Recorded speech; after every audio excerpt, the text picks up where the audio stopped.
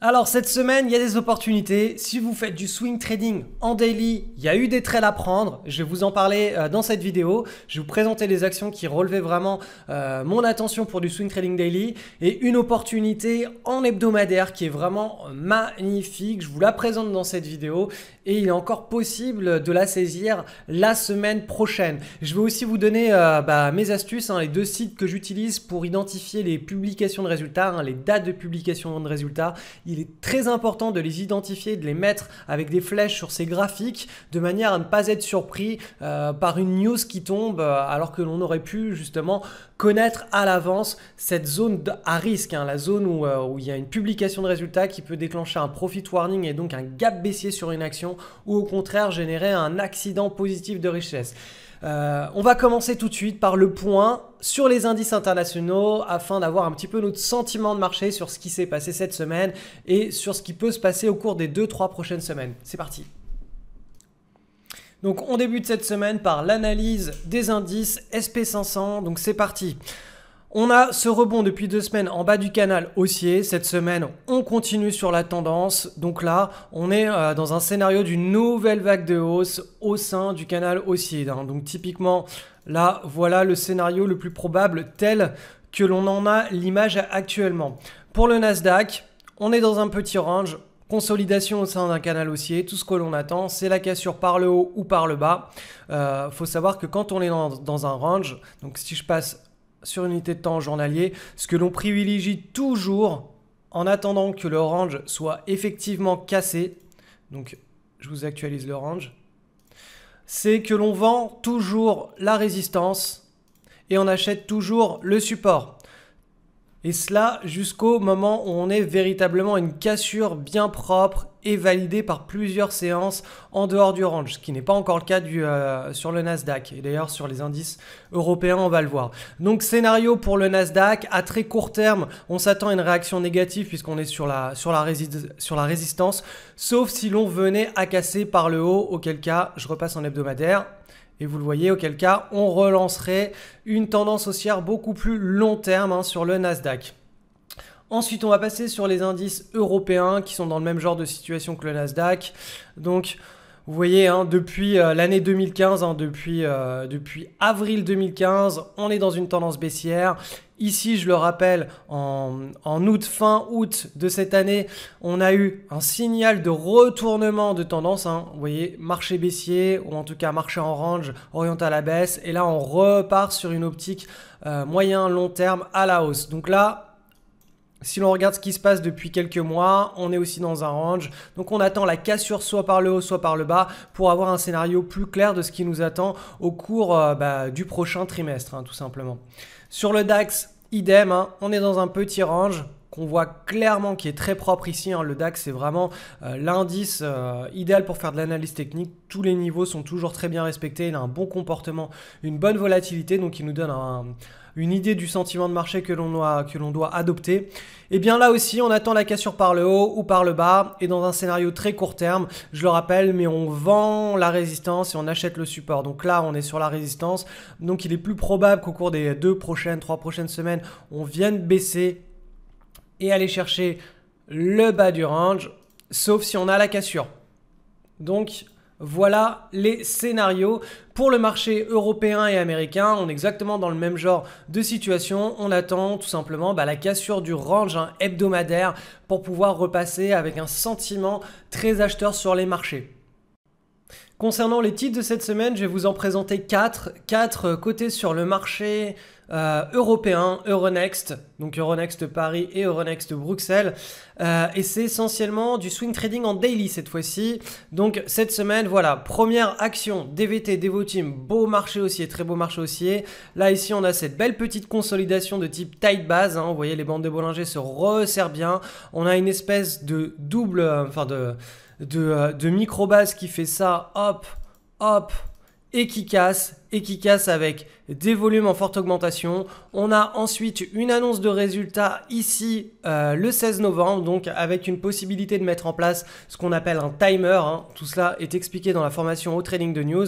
Donc ici on avait une opportunité très intéressante à saisir en daily pour tous ceux qui font du trading de news, notamment en daily. Tout était rempli ici en termes de conditions.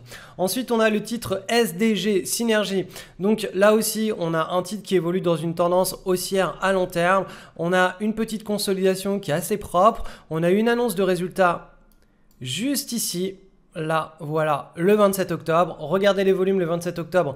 Ils ont été très forts. C'est ce qui a relancé l'activité spéculative sur le titre, ou en tout cas les acheteurs sont revenus. Voilà, ils ont trouvé de l'intérêt à nouveau à acheter ce titre et c'est ce qui a déclenché notamment ce breakout cette semaine. Donc vous voyez ici, on a des volumes exceptionnels et on est juste au moment du passage du pivot. Donc le pivot, je vais l'ajuster un petit peu pour que ce soit propre. Voilà avec le zoom. Là, on est en train de passer le pivot en clôture avec des volumes exceptionnels. Et le lendemain, on a la validation avec des volumes encore plus exceptionnels. Donc ça, c'est du trade en daily. C'est du swing trading daily puisqu'on est sur une unité de temps en daily. Regardez ici, journalier. Et tout simplement, on a un catalyseur qui est la news. Donc ça nous renforce notre sécurité sur ce genre de prise de position. Ensuite, autre titre intéressant, c'était Xilam Animation.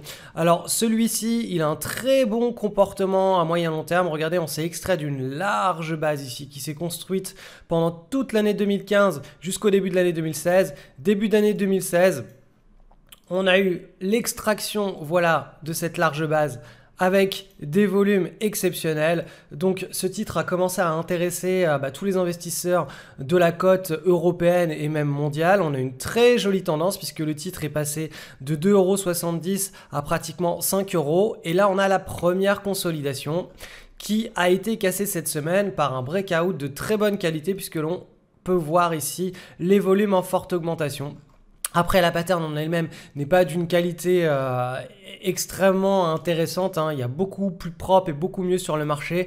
Mais voilà, en tout cas, ça fait partie des actions qui, cette semaine, ont relevé notre attention pour une analyse pédagogique le samedi. Ensuite, dernier titre, ZTS. Alors celle-ci, elle est davantage en hebdomadaire. Donc, je passe en hebdo pour vous montrer tout ça. Donc regardez le comportement de cette action. C'est vraiment le genre d'action de rêve. On a une large base qui a duré 1, 2, 3, 4, 5, 6 ans. 6 ans cette large base. Après, la tendance haussière s'est mise en place. Donc regain d'intérêt de la part des investisseurs avec les volumes qui augmentent sur la cassure ici. On a une nouvelle tendance haussière qui se développe. À chaque fois que l'on a une base, donc ici et ici, qui est cassé par le haut sur un breakout, là et là, on a une tendance haussière qui se développe. Et cette tendance haussière, elle est suffisamment forte pour nous permettre d'avoir rapidement un trade gratuit et pour nous permettre aussi de surfer une tendance qui va nous générer des plus-values. Donc, le comportement de ce titre, il est très intéressant, il a une belle personnalité. Et là, qu'est-ce qu'on a actuellement? Là, on a une très jolie pattern ici avec cette micro-base là qui est bien resserrée contre le pivot. Et on a le breakout cette semaine avec les volumes. Les volumes, ils arrivent ici là. Vous voyez que toute la semaine, on a eu un record de volume par rapport à tout ce qui s'était passé précédemment. Et on a cette belle barre de hausse qui clôture au-dessus du pivot. Donc ça, c'est une opportunité qui peut être très intéressante à saisir d'un point de vue hebdomadaire. Au passage, petite astuce pour récupérer les dates de publication de résultats, vous vous connectez, vous allez sur Zone Bourse, vous tapez ici le nom de l'action avec son ticker, ici par exemple DVT, c'est le ticker de l'action, et ce ticker, vous le retrouvez notamment en haut à gauche des graphiques sur ProRealTime. Ensuite, vous vous retrouvez donc sur la fiche technique de l'entreprise qui est cotée, et là pour le coup, vous avez accès à toutes les données financières, ce qui ne nous intéresse pas. Nous, ce qui va nous intéresser, c'est d'aller sur l'onglet Agenda. Ici, ici. Donc on clique là et là on va voir événements à venir sur Devoteam, sur l'entreprise, et on va voir les prochaines dates de publication et celles qui sont passées. Et ça nous permet justement de baliser un petit peu les événements qui peuvent arriver sur l'action et qui peuvent créer un choc de volatilité, autant positivement que négativement, et ça nous permet justement d'éviter de rester en position sur une annonce de résultats, de manière à pas avoir de gap baissier sur notre prise de position, ou tout simplement profiter d'une annonce de résultat pour pouvoir prendre position sur timer ou par la suite. Donc ça, c'est pour la petite astuce sur le marché européen. Et pour les titres du marché américain, le site c'est Finviz. Donc hop, je vous le tape, Finviz, tac. Et là, quand vous tapez, donc je vais le raccourcir un petit peu par ici. Là, je vous donne une action qui est en train de booster dans mon portefeuille et dont vous pouvez voir, voilà, les dates de résultats, elles sont données ici, earnings, et là, vous avez la date. Donc là, la dernière date de résultat, c'était le 1er novembre. Mais après, voilà, là, on n'a pas la date, elle n'a pas été mise à jour. Mais en général, là, vous avez toujours la prochaine date de publication qui est donnée. Et sur le marché américain, ce sont des publications qui sont trimestrielles, alors que sur le marché européen, c'est davantage des publications semestrielles. Donc voilà, vous savez tout, et si vous ne trouvez pas les dates de publication sur ces deux sites, il faut aller directement sur le site de l'entreprise dans le petit onglet Relations investisseurs. Donc ça, c'était pour la petite astuce de cette semaine afin de baliser les actions qui vous intéressent. C'est très très important de toujours aller regarder quand sont les dates de publication de résultats. C'est vraiment très important. Et enfin, pour terminer cette vidéo, petit cadeau, donc c'est le replay d'une webconférence que j'avais donnée il y a quelques mois sur le thème du trader débutant au trader rentable, les 5 phases.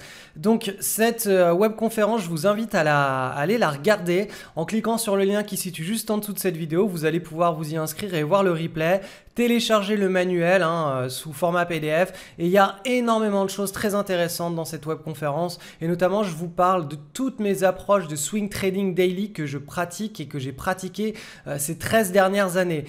Pour ceux qui me suivent d'un petit peu plus près, je suis passé sur une approche beaucoup plus tranquille en swing trading hebdo, donc la rentabilité est moins importante, on est plus pépère. Par contre, le swing trading daily, ce que j'ai pratiqué au cours des 13 dernières années, je vous livre tout dans cette webconférence et je vous explique les étapes pour passer du trader débutant au trader rentable. Il y a 5 phases exactement. Donc, si vous êtes dans ce cas de figure, vraiment ne loupez pas cette webconférence. Cliquez sur le lien en dessous de la vidéo et on se retrouve juste derrière pour la webconférence, en tout cas son replay. Je vous souhaite une excellente fin de week-end, une bonne semaine sur les marchés et à très vite.